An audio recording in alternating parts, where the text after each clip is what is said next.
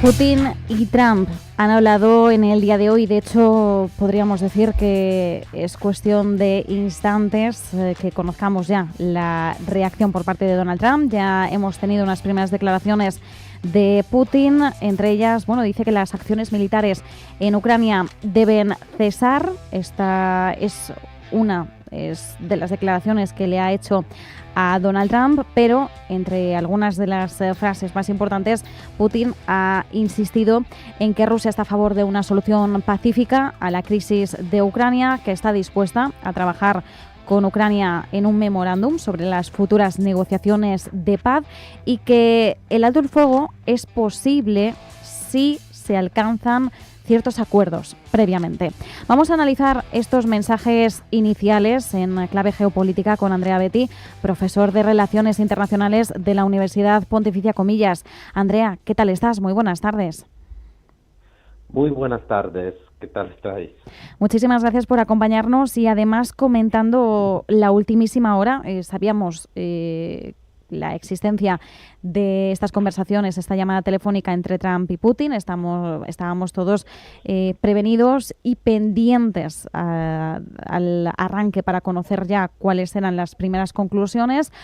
Una llamada que Putin ha calificado como muy informativa y útil. ¿Cuál es la primera sensación, Andrea, la primera lectura que podríamos hacer con la inmediatez que nos están dando estas primeras declaraciones?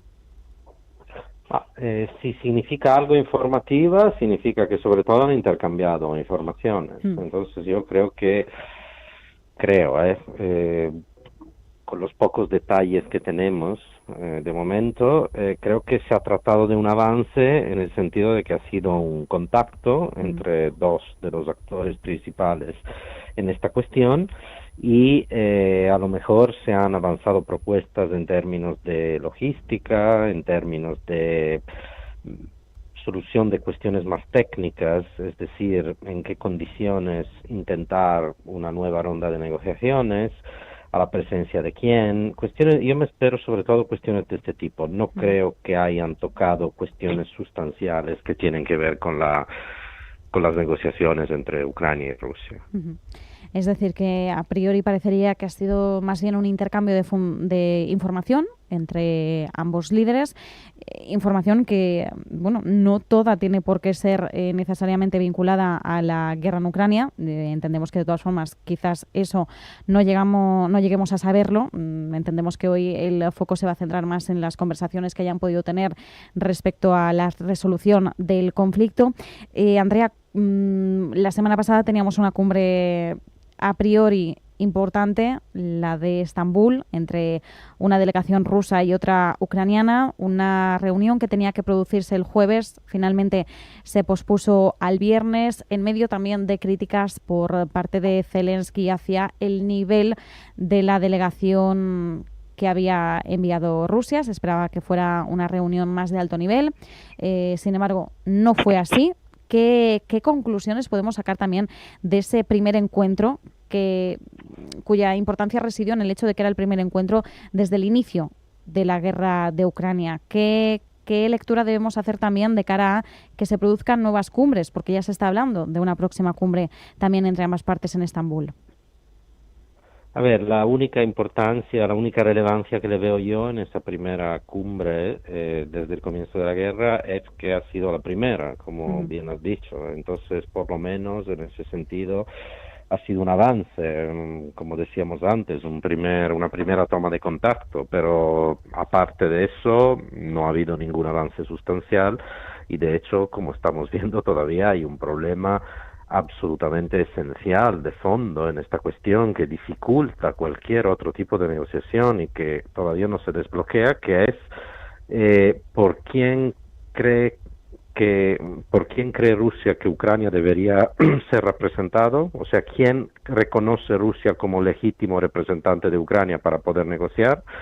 Todavía no está resuelto el tema de que Putin quiera negociar directamente con Zelensky, porque sería una manera de legitimarlo, y en cambio el discurso de Putin prevé la deslegitimación de Zelensky y de la presidencia de Ucrania. Y por el otro lado hay que ver si Es verdad que Zelensky se ha mostrado más abierto a sentarse en la mesa de negociación con Putin, pero eso tampoco sería fácil. Putin, a los ojos de los ucranianos, representa el problema por excelencia, la amenaza, digamos, encarnada. Entonces, todavía no hemos resuelto esta cuestión fundamental, que es quién tiene que representar a las partes, y otra cuestión fundamental que me temo que resulte de menor interés para estos actores es quién más debería estar en la mesa de negociaciones.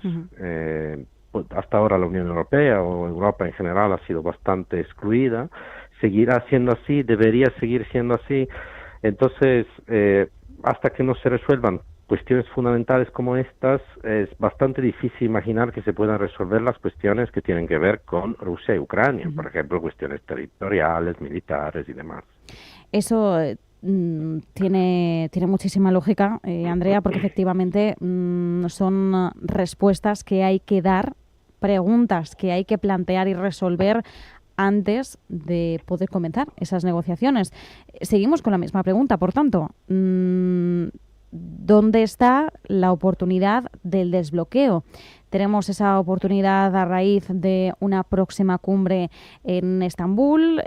Podría producirse directamente en una reunión Trump-Putin-Zelensky. Quizás allí podría desbloquearse la legitimidad o no legitimidad del presidente ucraniano. ¿En qué contexto, en qué entorno, en qué oportunidad podríamos empezar a pensar en un inicio, al menos inicio, del desbloqueo de estas cuestiones? Yo creo que uno de los contextos posibles es el contexto social político de una potencia media, es decir, de que la negociación tenga lugar finalmente en países que no son ni ninguna de las grandes potencias ni los actores involucrados directamente en la guerra. Es decir, países que puedan tener, debido a su ser potencia media, un perfil no demasiado amenazante, pero al mismo tiempo relevante, pero al mismo tiempo ser países que desprendan una idea de imparcialidad, de credibilidad diplomática. Lo que estamos viendo es que hay muchos países que son candidatos para representar este escenario, este contexto. Hemos visto negociaciones en Turquía, hemos visto negociaciones en Arabia Saudita, se han ofrecido los Emiratos Árabes, Qatar, es decir, son muchos los actores que de alguna manera quieren actuar como mediador. Todavía no se ha impuesto uno por encima de los demás, pero yo creo que va a ser uno de ellos, porque por un lado ninguna de las grandes potencias quiere directamente hospedar una negociación como esta, porque significaría poner en juego directamente su credibilidad. No creo que Estados Unidos lo quiera hacer, China ni mucho menos, Rusia no puede porque es una de las partes en el conflicto. Luego, entonces, yo creo que Turquía puede ser un muy buen candidato porque es un país más poderoso que los demás que he mencionado y además es tanto un miembro de la OTAN, pero al mismo tiempo es un candidato para entrar a formar parte de la Organización de la Cooperación de Shanghái, que es una organización internacional dominada por China. Tiene buenas relaciones con Rusia, tiene buenas relaciones con Ucrania también. Entonces, yo creo que Turquía podría ser un buen candidato para que tengamos un escenario en el que se pueda por lo menos sentar y hablar. Es decir, que ahí Turquía ejercería un rol importante, crucial. Bueno, además ya lo está ejerciendo ofreciendo ese punto de encuentro en Estambul. Veremos si efectivamente tenemos por parte de Erdogan esa maniobrabilidad entre Rusia y Ucrania. Se hablaba además de las ventajas que puede tener Erdogan versus Donald Trump, ¿no? Quizás un perfil algo más sobrio, algo más comedido, no tan mediático, que puede contrarrestar también esa función o ese rol que está ejerciendo más el líder estadounidense. Quizás entre los dos exista también ese equilibrio de cara a conseguir que se desbloqueen los principales puntos de de escollo, los principales obstáculos. Por último, Andrea, quería preguntarte qué importancia real debemos darle a la conversación telefónica que ha tenido lugar hoy entre Putin y Trump. Nos decías al principio, ¿no? Se trata de un avance, sí.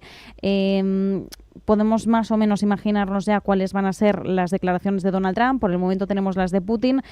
¿Se puede interpretar de alguna forma desde la postura de la administración Trump?